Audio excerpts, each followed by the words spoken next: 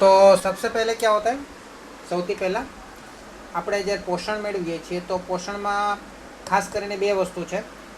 પ્રાણીની કે વનસ્પતિની વાત કરીએ કે બધા સજીવની વાત કરીએ તો સજીવ છે તે બે રીતે પોષણ મળે.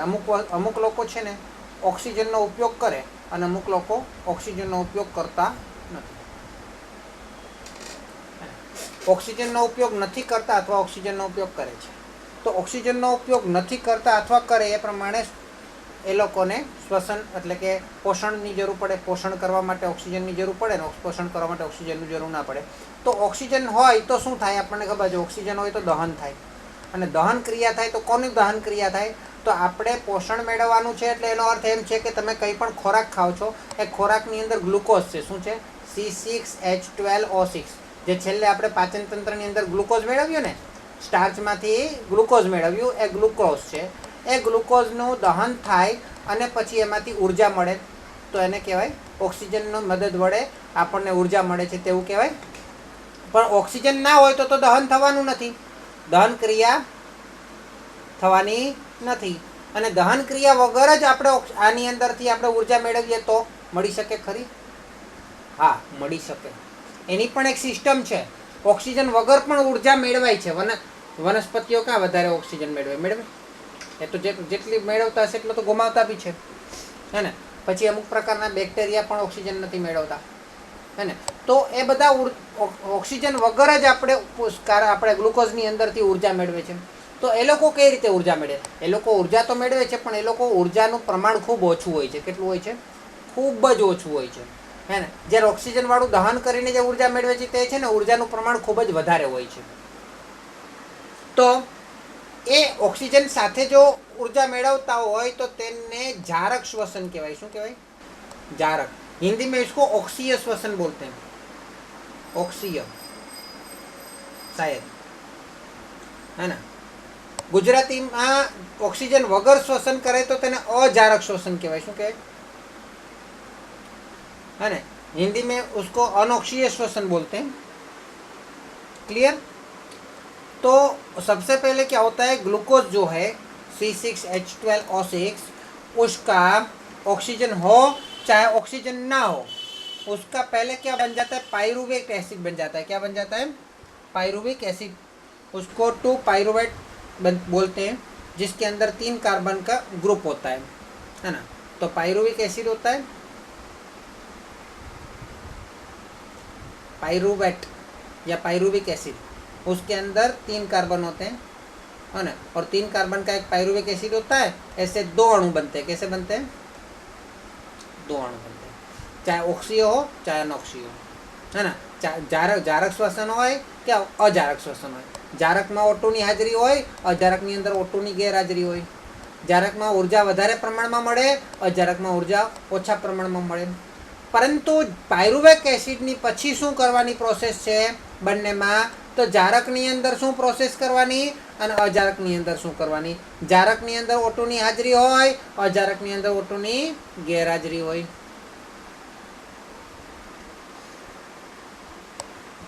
તો જારકની અંદર શું બને? તો જારકની અંદર શું બને? જારકની અંદર આપણે ઓક્સિજનના હાજરી હોય એટલે એની અંદર કાર્બન ડાયોક્સાઇડ બને. શું બને? CO2 પ્લસ પાણી બને.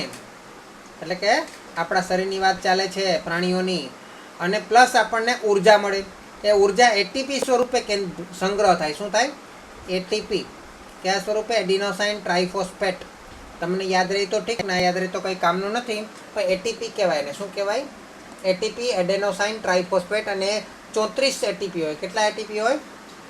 34 એટીપી હોય. ક્લિયર?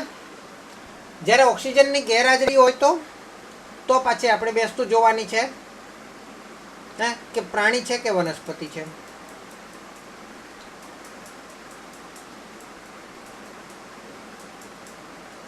આથોણ છે કે બીજું કંઈ છે, હે ને. તો આથોણની ક્રિયા હોય તો તેની અંદર ઇથેનોલ બને. શું બને? પ્લસ કાર્બન ડાયોક્સાઇડ તો બને જ છે અને પ્લસ ઉર્જા મળે. પણ આ ઉર્જા એટીપી હોય, આ ઉર્જા એટીપીના સ્વરૂપમાં હોય, પણ 2 એટીપી હોય. કેટલા એટીપી હોય? 2. પરંતુ જો તે નિર્જીવ એટલે કે પેલા બેક્ટેરિયાની વાત ના કરીએ, આપણે વનસ્પતિની વાત કરીએ તો ત્યાં લેક્ટિક એસિડ બને. શું બને? ઇથેનોલની જગ્યાએ લેક્ટિક એસિડ બને.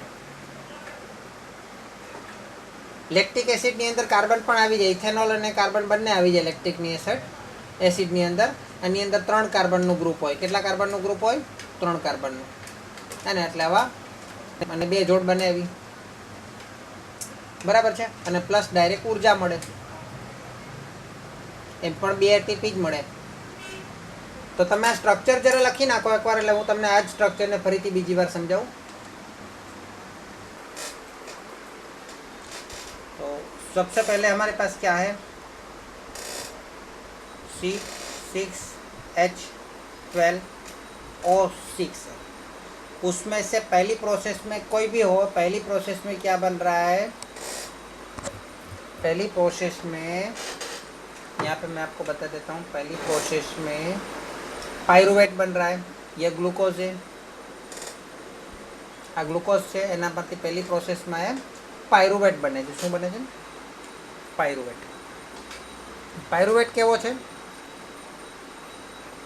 પાયરુવેટ કેવો છે? CH3 मतलब कुछ તમને બતાવું. CH3 C double bond O, પાછું C ડબલ બોન્ડ O અને પછી H. એટલે આમાં જો હાઇડ્રોજનની સંખ્યા તમે જુઓ આ કઈ રીતે છે. આની અંદર કાર્બન તો 3 છે, તો આ ખૂબ ઝુમખું છે ને એવા 2 વખત છે. કેટલા છે? 2. તો આની અંદર હાઇડ્રોજન સંતુલિત નથી. જુઓ, સંતુલિત છે હાઇડ્રોજન? હાઇડ્રોજન સંતુલિત નથી. હે ને? તો હાઇડ્રોજન કેટલા છે જુઓ. અહીંયા કાર્બન જે છે તે 3 છે, 3 દુ 6 થઈ ગયા. હાઇડ્રોજન 3 ને 4 દુ 8 થાય છે, એટલે 4 હાઇડ્રોજન ઘટે છે. અને ઓક્સિજન 2. ઓક્સિજન અહીંયા મારી ભૂલ થઈ ગઈ છે. છેલ્લે મારે અહીંયા ઓક્સિજન હજુ છે. અહીંયા ઓક્સિજન આવશે ને પછી એની ત્યાં હાઇડ્રોજન પણ આવશે, એટલે OH આવશે. આ છે આપણું પાયરુવેટ.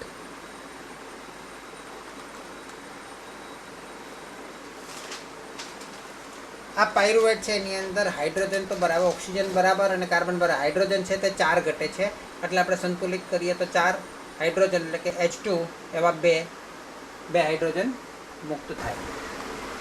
આ આપણી પહેલી પ્રોસેસ છે. હવે બીજી પ્રોસેસની અંદર વાત કરીએ તો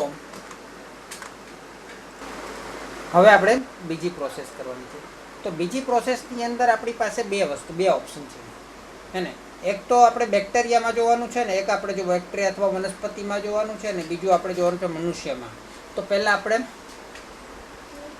બેક્ટેરિયાનું જોવું હોય તો બેક્ટેરિયાનું જોઈ લઈએ, અને મનુષ્યનું જોવું હોય તો મનુષ્યનું જોઈ લઈએ. ચલો આપણે પહેલાં બેક્ટેરિયાનું જોઈ લઈએ. તો હવે પાયરુવેટ જે છે, પાયરુવેટ એટલે CH3 C double bond O C double bond O OH. એમાંથી જો ઇથેનોલ એટલે તમને એ પણ બતાવી દઉં. આની અંદરથી ઇથેનોલ બનશે. કેમાં બનશે? તો કે બેક્ટેરિયાની અંદર. આપણે આથવણની ક્રિયા કહેવાય. આથવણની ક્રિયા એટલે શું એ આપણે ભણશું. આપણે એનું બી અલગ ચેપ્ટર છે જ, આથવણની ક્રિયા.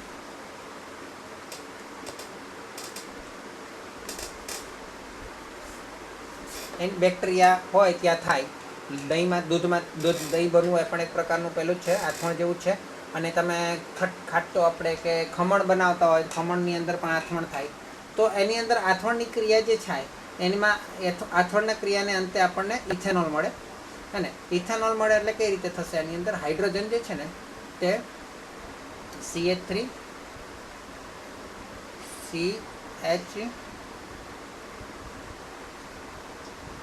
CH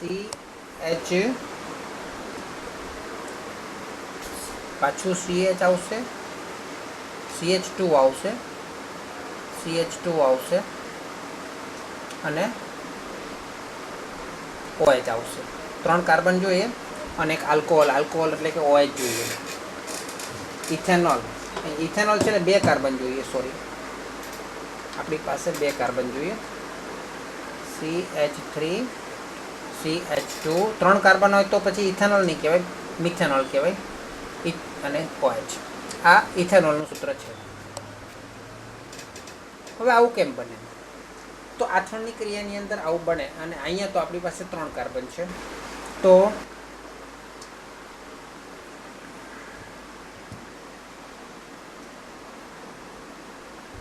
ત્રીજો કાર્બન કાં છે? ત્રીજો કાર્બન આમાંથી છૂટો પડી અને CO2 સ્વરૂપે, કાર્બન ડાયોક્સાઇડ સ્વરૂપે બહાર નીકળશે. સમજી લો કે આની અંદરથી આ ભાગ આપણો નીકળી ગયો, CO નીકળી ગયો, અને હજુ એક ઓક્સિજન બીજો મળશે એટલે CO2 થઈ જશે. આ ઓક્સિજન પણ નીકળી ગયો. સમજો, આ 3 ઓક્સિજન નીકળી ગયો, બંને ઓક્સિજન નીકળી ગયા અને અહીંયા આવી ગયો. હવે બચ્યું શું? કાર્બન. તો કાર્બન છે, આ ઓક્સિજન અને હાઇડ્રોજન છે, તો એ તો આ રહ્યું. હવે આ કાર્બનને બીજા હાઇડ્રોજન 2 પ્લસ થયા, 2 બીજા હાઇડ્રોજન પ્લસ થયા, તો તે આથવણની ક્રિયાની અંદર થશે, હાઇડ્રોજન ઉમેરાશે, હે ને? અને એ ઉમેરવાની વાત કરીએ તો અહીંયા પણ આપણી પાસે હાઇડ્રોજન એક્સ્ટ્રા પડ્યા હતા, એ હાઇડ્રોજન ત્યાં ઉપયોગમાં આવી શકશે. બરાબર છે ને? તો અહીંયા બે 4 હાઇડ્રોજન હતા જ ને પાયરુવેટ એસિડમાં, તો 4 હાઇડ્રોજન એટલે કે એ તો ડબલ હતા એટલા માટે એ 2 છે, અહીંયા 2 છે એટલે 4 હાઇડ્રોજન. અહીંયા આની અંદર હાઇડ્રોજન +2 કરીએ આપણે તો કંઈ વાંધો નહીં, એટલે 2 હાઇડ્રોજન પ્લસ થશે એટલે અહીંયા જોડાઈ જશે અને ઇથેનોલમાંથી ઇથેનોલ, કાર્બન ડાયોક્સાઇડ મળશે અને ઉર્જા મળશે. અને આ ક્રિયા ક્યાં થશે? કોઈ પણ આથવણની ક્રિયા, દૂધમાંથી દહીં બને, અથવા તો આપણે જે ખમણ ખાઈએ, એટલે કે ખમણનું જે આથો આવે ને, આથવણ લાવીએ, हिंदी में उसको क्या बोलते हैं? किण्वनीकरण बोलते हैं. किण्वनीकरण, किण्वन होना बैक्टीरिया में, अंदर बैक्टीरिया में होता है. किस में होता है? बैक्टीरिया में, है ना? બેક્ટેરિયાની અંદર આ વસ્તુ થાય. હવે આ જે બેક્ટેરિયાની અંદર આથવણની ક્રિયા થાય, આ ઇથેનોલ કેવું છે ને શું છે ને એ બધું એનું આખું આપણે ચેપ્ટર ભણશું. કાર્બનની યારે અહીંયા ડબલ લાઈન કેમ કરી છે અને અહીંયા OH કેમ લખ્યું, એનું આખું ચેપ્ટર છે જ. આપણે 3જું કે 4થું ચેપ્ટર છે આપણે ભણવાનું જ છે, તો એની અંદર બધું આવી જશે, સમજાઈ જશે. અત્યારે ખાલી થોડું યાદ રાખજો, થોડું ત્યારે યાદ રહી જશે. અત્યારે નામ ને બધું યાદ રાખજો, સૂત્ર પછી ત્યારે યાદ રહી જશે. આની અંદર તમે સૂત્ર યાદ નહીં રાખશો તો ચાલશે. તો એ હાઇડ્રોજન આપણે કરી દીધા, અહીંયા લખી દીધા. હવે આ બધું ડબલ મળે, કારણ કે અહીંયા 2 હાઇડ્રોજન મળે, તો અહીંયા આપણે 2 વસ્તુ બધાને 2 વડે ગુણી દઈએ. અહીંયા પણ 2 છે, અહીંયા પણ 2 છે, તો બધાને 2 વડે ગુણી દઈએ, અથવા તો આને અલગથી 2 વડે ગુણીએ, આને અલગથી 2 વડે ગુણીએ, આને અલગથી 2 વડે ગુણીએ, આને અલગથી ઇથેનોલના પણ 2 અણુ મળે, અહીંયા પણ CO2ના પણ 2 અણુ મળે, અને ઉર્જા એટલે કે ATPના પણ 2 અણુ મળે, હે ને? તો આ રીતે ઉર્જા મળે. કેને? તો કે આથવણની ક્રિયામાં બેક્ટેરિયા દ્વારા. પરંતુ આ બીજી પ્રોસેસ જો પ્રાણીમાં થતી હોય તો, હા, આથવણની ક્રિયામાં ઓક્સિજન ના હોય એટલે એને અજારક શ્વસન કહેવાય. કેવું શ્વસન કહેવાય? અજારક. હવે આથવણની ક્રિયામાં આથવણની નહીં, આપણે આ પહેલી પ્રોસેસની વાત કરીએ. જો આથવણમાં થાય તો, વનસ્પતિમાં અથવા તો બેક્ટેરિયામાં થાય તો. પરંતુ પ્રાણીની અંદર આ પ્રક્રિયા થાય તો, આ પહેલી વનસ્પતિની છે, વનસ્પતિ અથવા બેક્ટેરિયાની. અને બીજી પ્રાણીની વાત કરીએ તો પ્રાણીની અંદર તો આપણને ખબર છે ઓક્સિજન હોય જ છે. તો ઓક્સિજન પણ દર વખતે હોય એવું જરૂરી નથી હોતું, તેમ છતાં આપણે જોઈ લે ઓક્સિજન છે એમ માનીને. આપણી પાસે પહેલાં શું છે? પાયરુવેટ એસિડ છે, પાયરુવેટ છે, CH3 C double bond O, C double bond O અને OH. પ્લસ આપણી પાસે 2 હાઇડ્રોજનના અણુ પણ છે, 2 હાઇડ્રોજનના અણુ. હવે આમાંથી શું કરવાનું છે? જો ઓક્સિજન મળે તો શું થાય? આને ઓક્સિજન આપણે આપીએ, હે ને? ઓક્સિજન આપીએ તો આની અંદર સૌથી પહેલાં સિમ્પલ જ છે, જેટલા પણ છે બધામાંથી કાર્બન ડાયોક્સાઇડ છૂટું પડી જશે. શું થશે? કાર્બન ડાયોક્સાઇડ છૂટું પડશે. જોજો આપણે પ્રક્રિયા સંતુલિત પણ કરશું, પ્લસ H2O છૂટો પડશે અને પ્લસ ઉર્જા મળશે. બીજી કોઈ વસ્તુ નવી બનશે નહીં, પણ આ ઉર્જા 34 જેટલી મળશે. કેટલી મળશે? 34 જેટલી.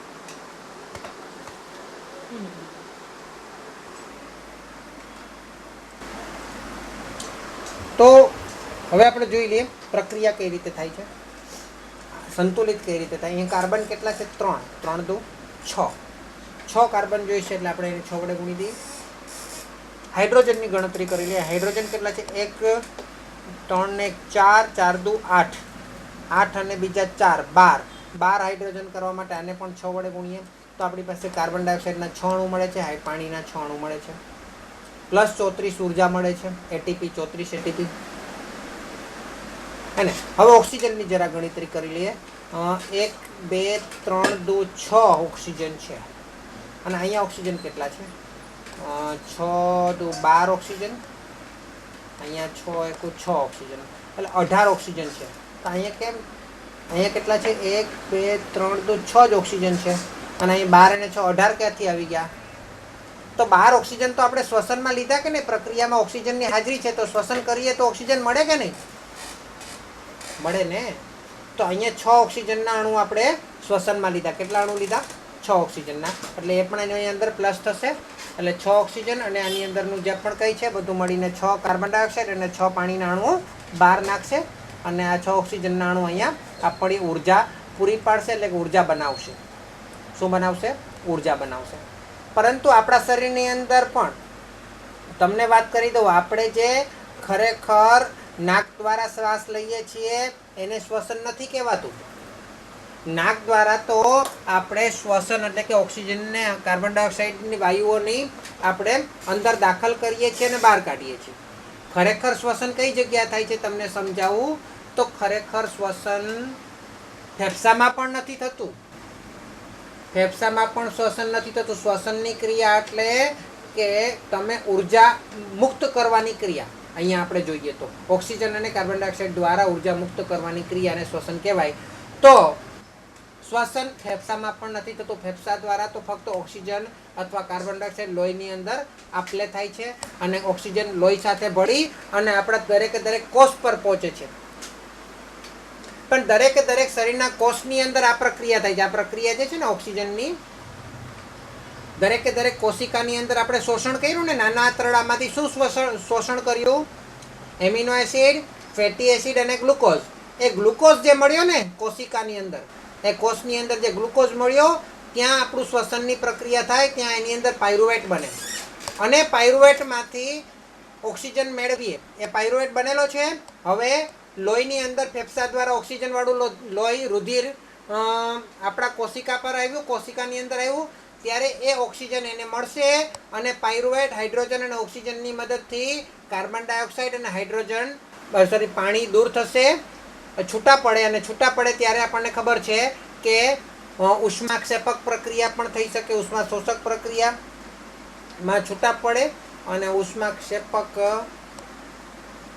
તો ત્યારે આપણને ઉર્જા મુક્ત થાય છે અને આ 34 જેટલી ઉર્જા મુક્ત થાય છે। 34 એડિનોસાઇન ટ્રાઇફોસ્ફેટ જેટલી ઉર્જા મુક્ત થાય છે, બરાબર છે। તો ત્યારે આપણને બીજું કંઈ પદાર્થમાં મળતું નથી, પરંતુ જરૂરી નથી કે દરેકે દરેક કોષ સુધી ઓક્સિજન મળેલો જ હોય। અચાનક ક્યારેક જરૂર પડી જાય ને ઓક્સિજન નહીં હોય તો આપણને ઉર્જા નહીં મળે કેમ?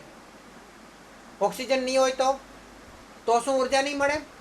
અચાનક ક્યારેક જરૂર પડી જાય ને ઓક્સિજન આપણા શરીરના અમુક કોષમાં નહીં પહોંચ્યો હોય તો પણ ઉર્જા મળે, હે ને? ક્યારે કેવી રીતે મળે?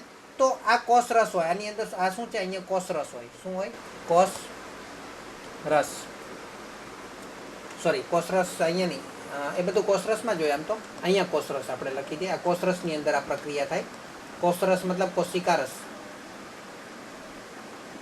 હા ના? તો બીજી પ્રક્રિયા, પહેલી પ્રક્રિયા ને બીજી પ્રક્રિયા, જો ઓક્સિજન નહીં હોય તો આપણા શરીરની અંદર પણ ઓક્સિજન નહીં હોય તો પ્રક્રિયા થાય, હે ને? એની અંદર પણ શું હોય? CH3 C double bond O C double bond O OH, આ શું છે? પાયરુવેટ પ્લસ 2H2, આટલું તો છે। પરંતુ હવે આપણે ઓક્સિજન ઉમેરવાનો નથી। ઓક્સિજન ઉમેર્યા વગર કઈ રીતે ઉર્જા મળશે? તો એની અંદર આપણને લેક્ટિક એસિડ મળે। શું મળે? શું મળે બોલો? Lactic acid.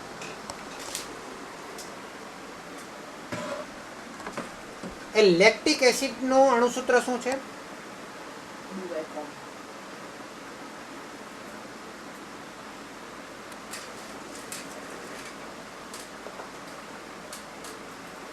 લેક્ટિક એસિડની અંદર પણ 3 કાર્બન હોય। કેટલા કાર્બન હોય? 3 કાર્બન।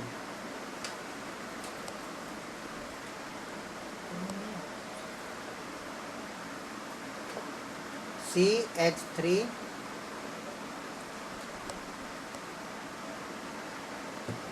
CH3 3 કાર્બન હોવા જોઈએ.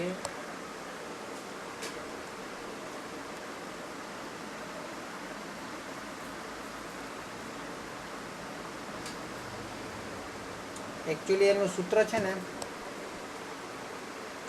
અણુસૂત્ર મને ખબર છે અત્યારે. સૂત્ર C3H6O3 આવું બને લેક્ટિક એસિડમાં. પણ એનું જે આના જેવું સૂત્ર છે ને એ મને એક્ઝેક્ટ યાદ નથી. જો આ તમે જોવા જાઓ ને તો એક્ઝેક્ટ ગ્લુકોઝના સૂત્ર કરતાં અડધું સૂત્ર છે. ગ્લુકોઝના સૂત્ર કરતાં અડધું કરી દો. C6H12O6 ના અડધા કરી દો એટલે C3H6O3 મળે. અડધા કરી દો તો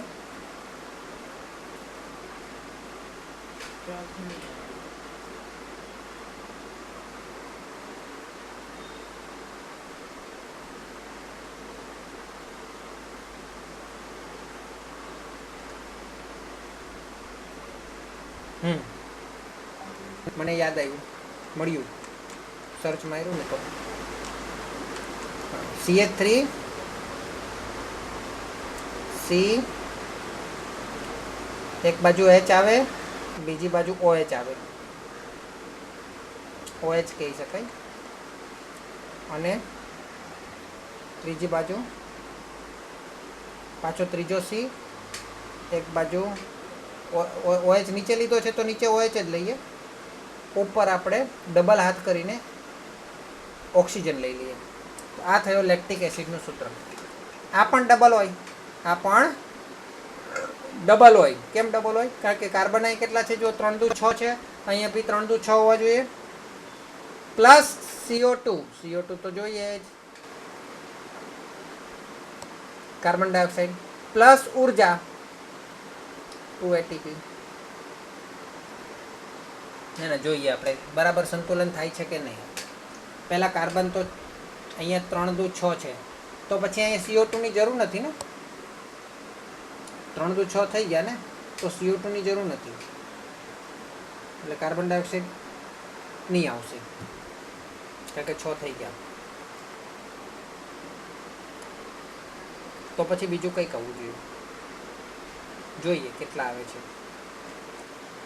હા, પણ ડબલ થતા હતા ને એટલે નહીં આવશે કદાચ. CH3 1 2 ને 3 દુ 6 કાર્બન, હાઇડ્રોજન કેટલા છે? 1 2 ને 3, 3 ને 3 6, 6 દુ 12 હાઇડ્રોજન છે. અહીંયા 1 2 3 4, 4 દુ 8 અને 8 ને 4 12 છે, બરાબર છે. ઓક્સિજન 1 2 3 દુ 6 છે. અહીંયા ઓક્સિજન 1 2 3 દુ 6 છે. એટલે શું બન્યું? અહીંયા બસ આ જ બની ગયું. હવે કંઈ બીજું જરૂર નથી. એટલે ATP 2 ATP જેટલી ઉર્જા મુક્ત થાય. બરાબર છે. આ કઈ જગ્યાએ થાય? આ પ્રક્રિયા स्नायु पेशी में था, मतलब उत्तक बोलते हैं ना, स्नायु पेशी, जहाँ पे कभी ऑक्सीजन नहीं मिलता है तो वो होता है. हेलो, तो ये लिख लिया आपने? नहीं सर, अच्छा, तो इसको क्या बोलते हैं? स्नायु पेशी मतलब स्नायु उत्तक. स्नायु उत्तक हिंदी में उत्तक बोलते हैं, है ना. लेकिन ये जो कार्य है ना, ये अचानक हो जाता है. जब अचानक होता है ना, तब अचानक ऑक्सीजन प्राप्त करना मुश्किल होता है, तब ये दूसरी प्रोसेस होती है ना. जब अचानक नहीं होता तो ये पहली प्रोसेस से ही काम हो जाता है, पहली वाली प्रोसेस से ही काम हो जाता है. मतलब पहली प्रोसेस नहीं, मतलब ये ऑक्सीजन वाली जारक श्वसन वाली प्रोसेस से काम हो जाता है. लेकिन जब जारक श्वसन नहीं होता, अचानक ज़रूरत पड़ गई, ऊर्जा की, शक्ति की ज़रूरत पड़ गई, तो क्या होता है? तब बिना ऑक्सीजन के भी काम चलाना पड़ता है. और बिना ऑक्सीजन के कैसे काम चलेगा? हाँ, इसको क्या बोलते हैं? इसको क्या बोलते हैं? Lactic acid. क्या बोलते हैं?